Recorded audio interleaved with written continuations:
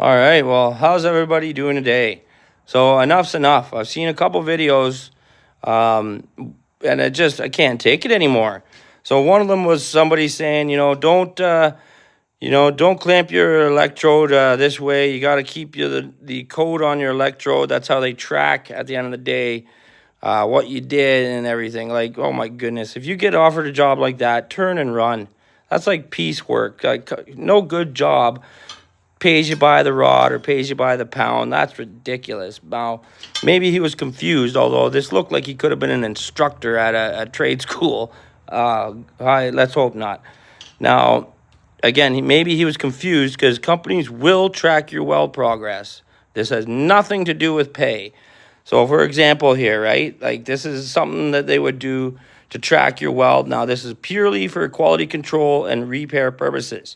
Now, if you're working at a high quality, high paying job, things are going to be x-rayed for quality. Now, even in the field, if things aren't being x-rayed, they're being UT'd or whatever, right? Like it's to track multiple welders working on one project over time, right? So, example, of tracking, which again, nothing to do with pay. Say you got a 5-inch thick boiler shell, and you're going to attach the cone to the shell.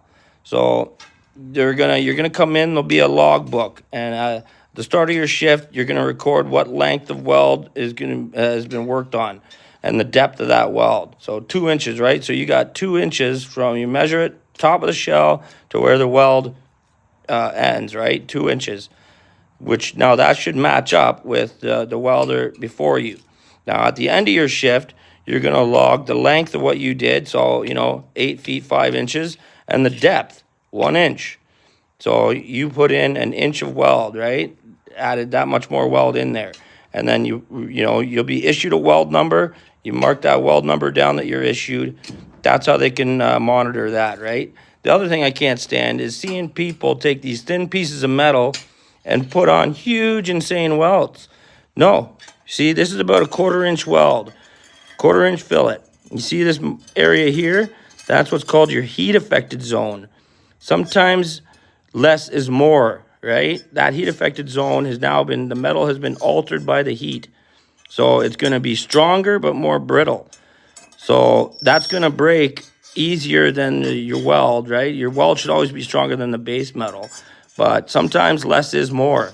This heat affected zone, unless you stress relieve the metal by heat treatment, it's going to be weaker. You don't need to over weld everything. Do the proper size weld.